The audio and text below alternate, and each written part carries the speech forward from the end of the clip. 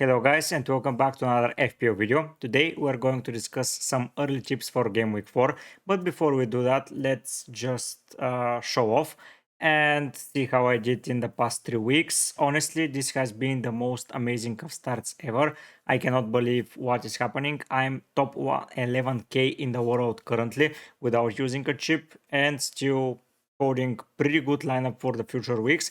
I'm going to showcase that in a minute, but I want to say thank you to all of you that have been following me and that had a strong belief in me, because last season was awful. Honestly, this is my best rank ever. Not only a best start, the best rank ever. From here, it can most probably go only downwards, but for the next 2 weeks, I can gloat as much as I want because finally I was right to begin the season with a strategy, and that strategy is paying off. As you can see, I'm in a pretty good game week rank, top 50k in the world of a game week of a rank, with so many chips being used left, right, and center, and me not using a chip. That's a pretty solid one. Let's see how my team did. Apart from the three cheapest player in positions, everyone returned. In Go, Henderson returned as well. 6 saves, 4 points, more than amazing return. Robinson, yellow card, Go conceded, but with an assist. So that's a 4-pointer. Arnold with the only clean sheet of the week for Liverpool. 6 points there. Pau Torres, a little bit worrying that they didn't keep a clean sheet against Leicester, but it was away from home, so it's not that surprising. Let's hope that after the break they can go back to their defensive ways. In midfield, Smith Rowe and Rogers both disappointed. Smith Rowe was playing so deep, I did not enjoy a single moment of his performance. But I believe that now he's going to go into home fixtures and he's going to play some better football and he's going to get some of those returns that we were promised. Rogers, another big chance missed by Watkins. A Watkins goal would have meant a Rogers assist, and that would have been more than ideal. But a 2-pointer at 5 million, I'm not expecting much. Like, he is the reason that I can afford Trent, Salah, Haaland, and to keep Eze, Havertz, and Isaac. So I'm more than happy to sacrifice some points there, but to get the points elsewhere, just like it happened. Eze, a 10-pointer, a goal, 3 bonus points. Finally, a good return. Salah, 17 points, just amazing. Up front, Haaland, I don't need to say anything about him, honestly. Another 17-pointer, another hat-trick.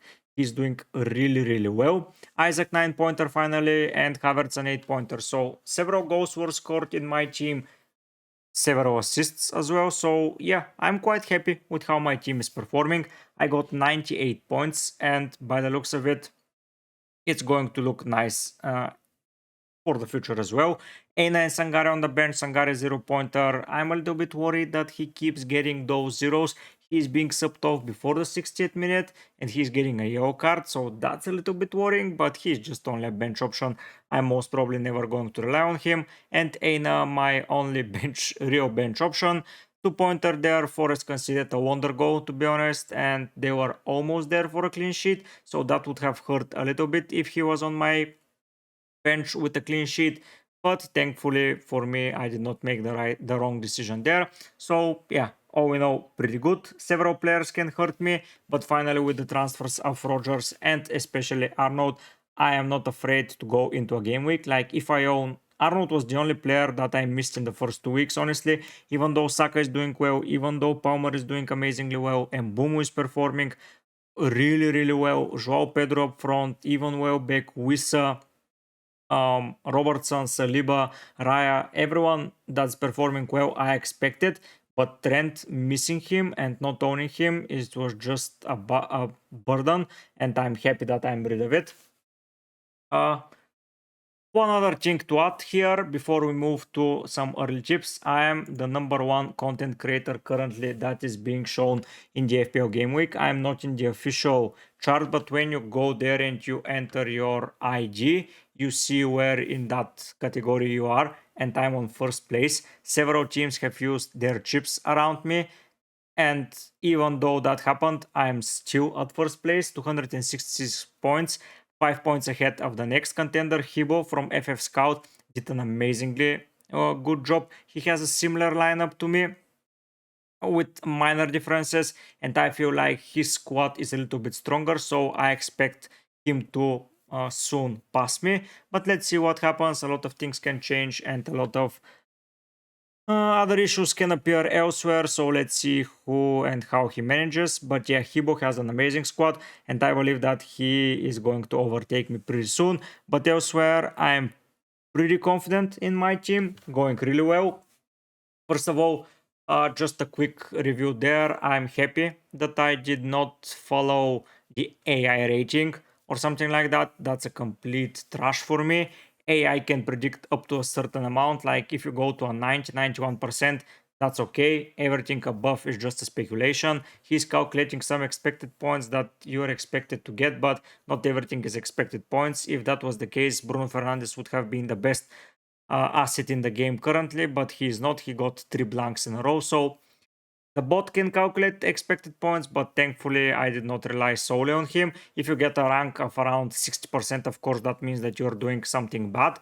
But over 90%, if you are listening to anyone else, just you don't need to care what the AI team is saying, what they're going to do.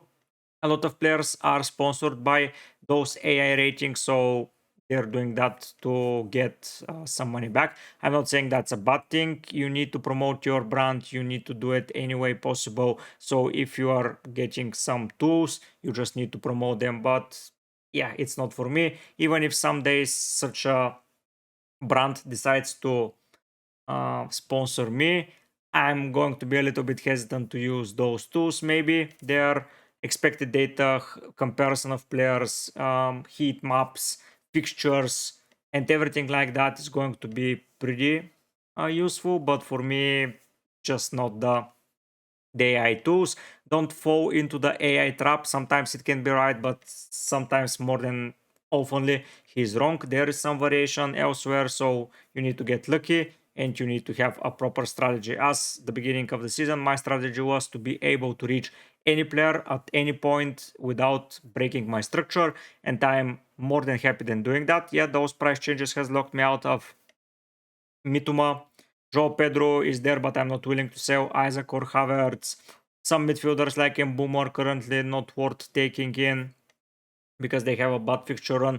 But I have strategy and I'm following that strategy. Thankfully, that strategy is paying off right now. Let's hope I'm around top 100k after game week 6, maybe before game week 8, because that's when I plan to wildcard. I'm going to discuss that in future videos. But yeah, team looks solid. If we go to the top 10k and see who are the guys that are most probably going to hurt me, that's Pedro Porro, of course, but next he will have Arsenal, so I'm not too worried there. Raya will have Spurs, so once again not too worried there. João Pedro might hurt me, 34% importance for him.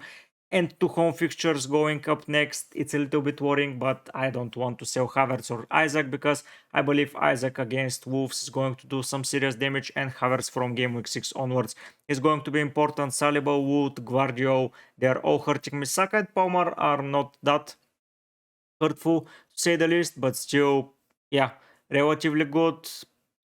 Diogo Jota and Mbeumo, Gordon, Fleck, and those players that I'm not too worried about. Into my team, you can see how much each player is going to contribute, and Salah around my rank is only 2%, which is not that amazing. Haaland 18%, being a captain, so that's a little bit worrying there. A lot of people are going to captain him in game week 4 as well.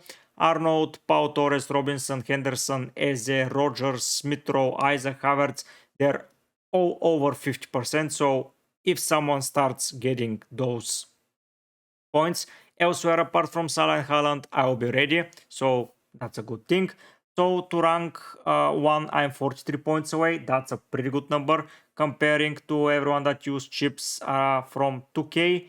I am 11 points. So if I've activated my triple captain, I would have been in the top 2k. So I'm currently in a pretty strong position. Going back into the league here, I'm 5th in my league, but all of the 5 managers in front of me have used the chip. There is a guy that's copying me, my team. Feel free to do so. I do not care if you continue, just so you know that if you find your decision, it's going to be easier. Elsewhere, all my other leagues, apart from the Prime FPL Championship, I'm in the lead currently, so let's hope to keep that way. In a head-to-head league, I'm still in the first place. all in all is good. I don't know if that's not worth a subscription or a like or just a comment down below to discuss some things, because the most important thing for me is to reach as many people as possible and to make them think and think how they can improve on a personal level for the FPL game. Because if you find your strategy and you control your decisions properly and don't knee jerk, which is the most important thing, don't knee jerk. I know it's easy to say when I've got top 11k rank, but still I wouldn't be, because I was patient. I did not get anyone. I did not alter my strategy. Diogo Jota was meant to go out. He went out. The best player in the league that I did not own was supposed to enter my team, and that is Trent. So I'm happy there. I have some worries on the bench, not the ideal bench, but that will be changed after the wild card. I will get the proper bench with the proper players, and I will know who is set for me. It's too early to wild card, but let's go now to the next week. Game week 4, as you can see, nothing too amazing there to discuss. No transfers would be made. I have 2 away fixtures, but 9 at home.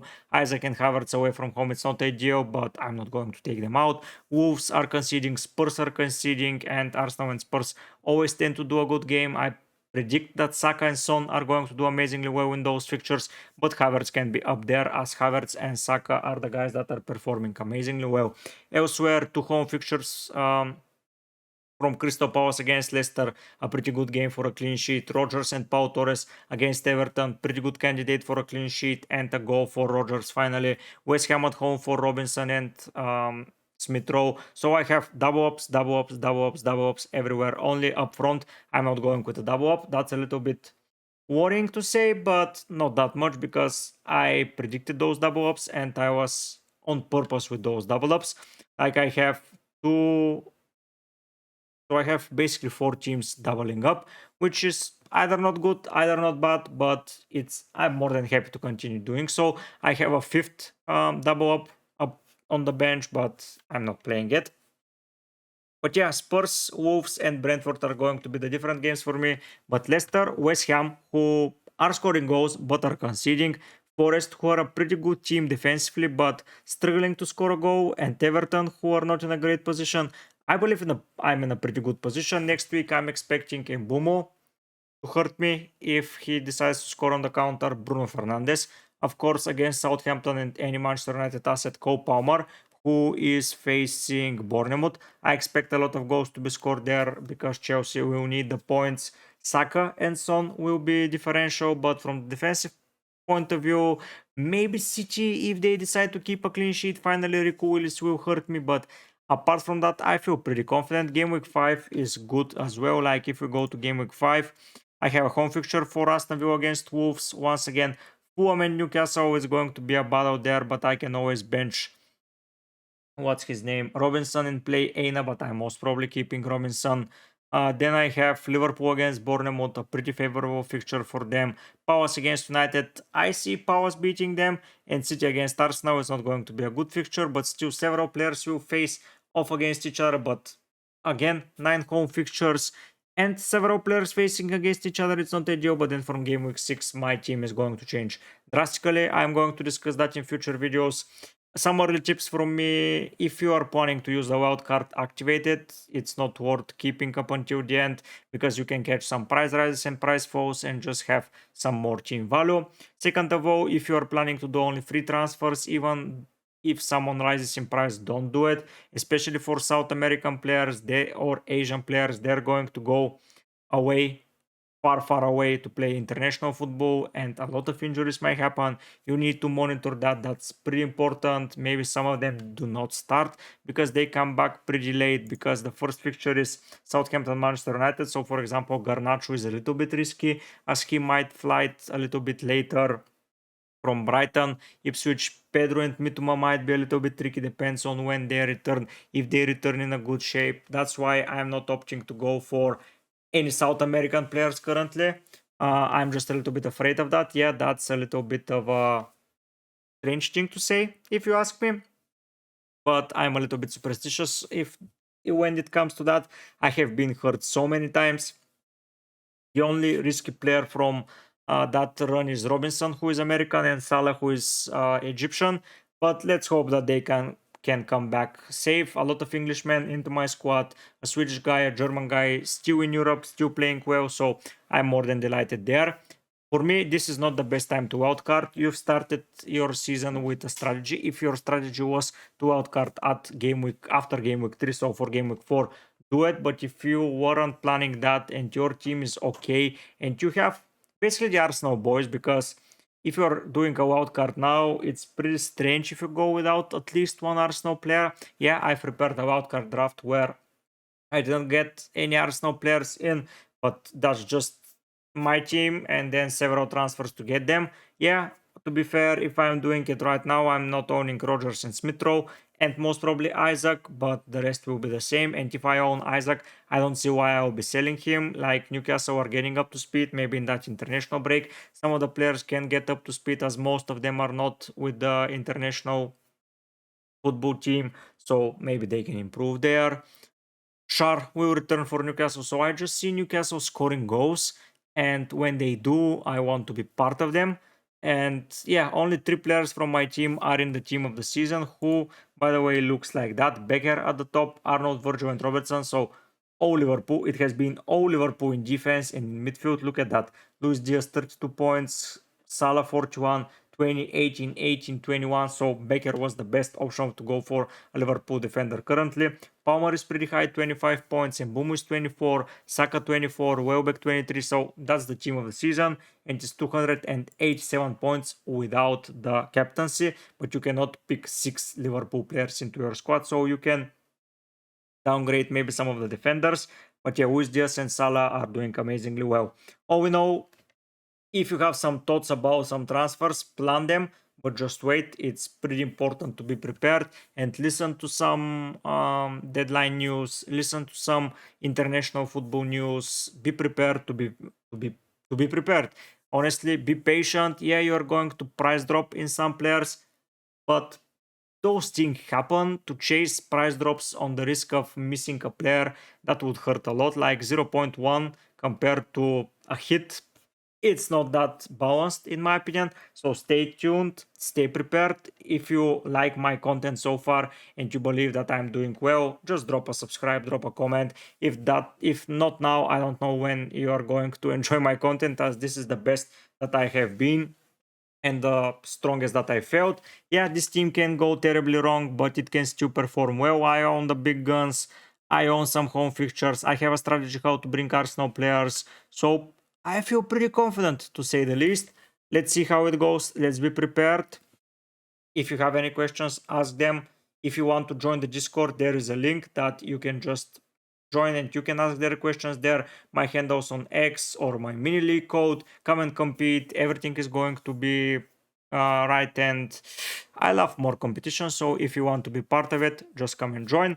Thank you for watching, and I will see you soon with more FPL content. But for now, guys, I'll be heading out. Bye.